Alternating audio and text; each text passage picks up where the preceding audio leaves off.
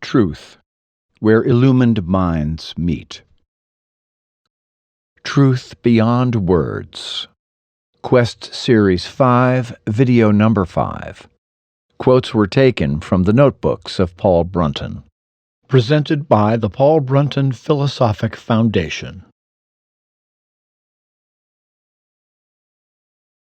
All attempts to explain the inexplicable, to describe the inscrutable, to communicate the ineffable, must end in failure if they begin and end in words. For then it is merely intellect talking to intellect. But let the attempts be made in the stillness. Let heart speak to heart, and the real may reveal itself. Different terms can be used to label this unique attainment. It is insight, awakening, enlightenment. It is being, truth, consciousness. It is discrimination between the seer and the seen. It is awareness of that which is. It is the practice of the presence of God. It is the discovery of timelessness. All these words tell us something, but they all fall short and do not tell us enough. In fact, they are only hints, for farther they cannot go. It is not on their level at all, since it is the touch of the untouchable. But never mind. Just play with such ideas if you care to. Ruminate and move among them. Put your heart as well as head into the game. Who knows one day what may happen? Perhaps if you become still enough, you too may know, as the Bible suggests.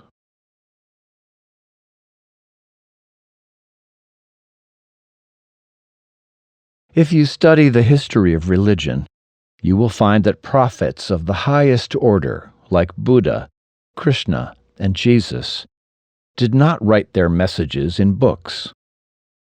Every writer of a religious revelation or mystical inspiration belongs to spheres below that on which the great prophets stood. Their work at best is incomplete and at times imperfect. Therefore, we should not look for perfection in it. Nevertheless, it is necessary to help lead people in their journey towards the ever-perfect, and the message reaches those who are not yet ready for the final quest. To understand this situation, we must understand, first of all, that the truth is beyond all intellectual formulation. A book is the product of the intellect. The truth, in its purity, can be communicated only in silence, and only to the awakened intuition. These great teachers inspired their immediate disciples with something of their own spiritual vitality.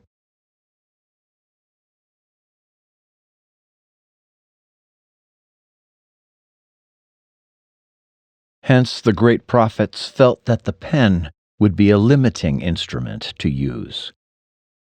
But why, then, did they use the instrument of speech, which also is a mental expression? The answer is partly that in almost all cases their speech was directed to individuals, whereas books are not, and partly because of their being able to give some measure of help towards the understanding of truth through the impact of auras. The spoken words became merely supplementary to the interior and intuitive help. Buddha and Jesus deliberately preached to the unlettered mass of people. This is one of the reasons why Gautama repeated himself so often, and why Jesus used simple parables so much. Whether it is ever possible to put into words that will not be idle one's truths of our real being has been a question whose answers are well argued for and against. But whatever the judgment may be, who can doubt that similes, metaphors, that is, symbols, may be offered, suggestive hints given forth, and clues left behind by those whose knowledge and experience carries authority. And these, too, are only words.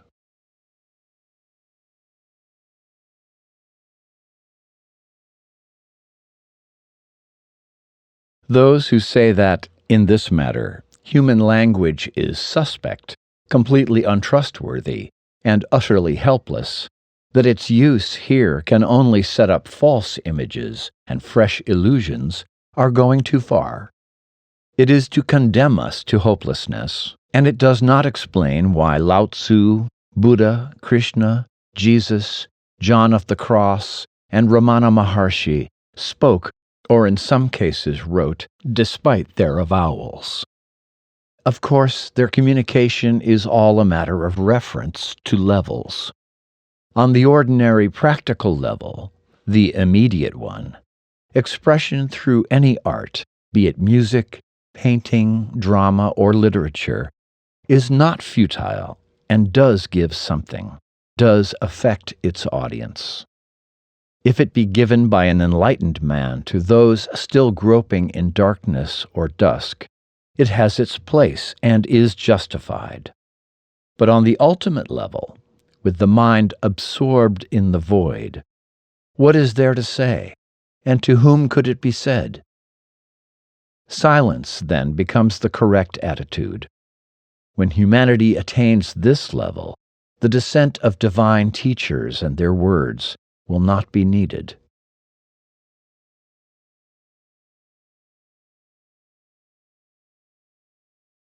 Mystical experience will not be nullified, and philosophical truth will not be falsified, even if it could be conclusively proved that men like Jesus and Krishna were mythological constructions of the human mind and never had any historical existence.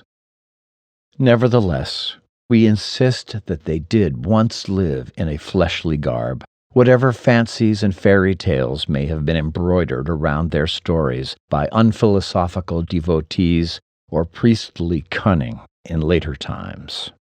Scientific criticism may easily dispose of these fancies and tales, but it cannot so easily dispose of the fact that only a Jesus-like mind or a Krishna-like character could have invented their existence and forged their teachings, which amounts to much the same as the actual existence of Jesus or Krishna themselves. Their wisdom comes from a source that transcends the common reach.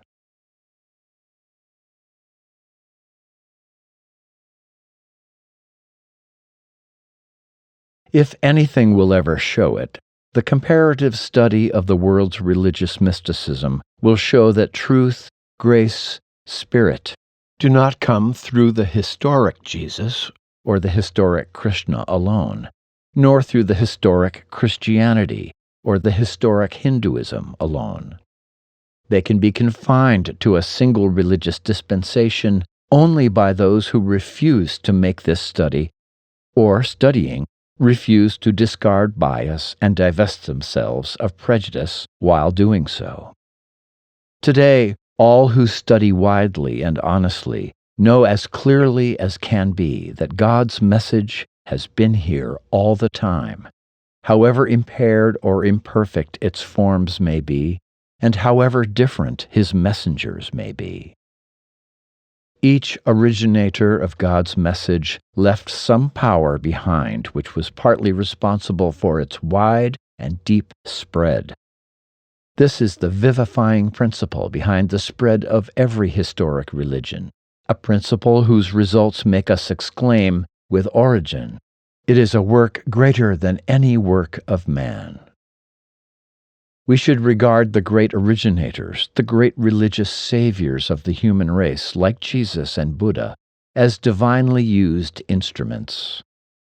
The individual center of power which each left behind on our planet extended for long beyond his bodily death, continued to respond helpfully to those who trusted it, but then gradually waned and will eventually terminate after a historic period has ended.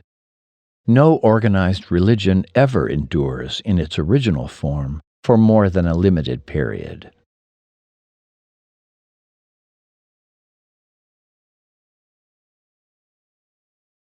All the great religions of the earliest antiquity have perished. The originators were admittedly not ordinary people. They belonged to higher planes of thought and being. They came from spheres of consciousness superior to that of average humanity. This was highly exceptional, but it does not turn them into gods, nor does it justify us today in living in the past and leaning on what is vanishing. For despite all lapses and regressions, humanity is now coming of intellectual age. This is one reason why it must now furnish its own teachers, must recognize and appreciate its own wise ones. For in the coming age, no further descents of these superior beings like the two just named may be expected. There will be no other messiahs than those we can evolve from amongst ourselves. Modern students should revere the teachers and study the teachings of antiquity. They will honor the lives and treasure the words of Jesus and Buddha, Krishna and Confucius, Muhammad, Plato, and Plotinus alike. But they should not confine themselves to any single one of them alone, nor limit themselves within any single traditional fold. They must also lift themselves out of the past into the present. They must reserve their principal thought, time, and strength for living teachers and contemporary teachings.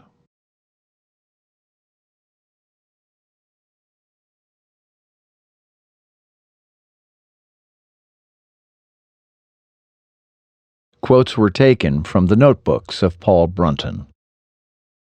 Paul Brunton, 1898 to 1981, a best-selling British author of a dozen books, spent much of his early life researching the original sacred teachings of Western and Eastern spiritual traditions.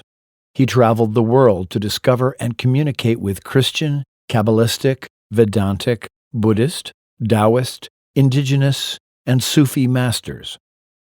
Blending the richness of his own spiritual experience and inquiry with these ancient and contemporary teachings, he developed a philosophy and path of practice that suits life in the 21st century, one that expresses the greatest wisdom and love available to humankind. Regardless of how it is named, we each have a divine soul, an overself or higher self, that is with us here and now, waiting to be realized. Paul Brunton's writings are a source of deep spiritual guidance for all those interested in living a divinely inspired life.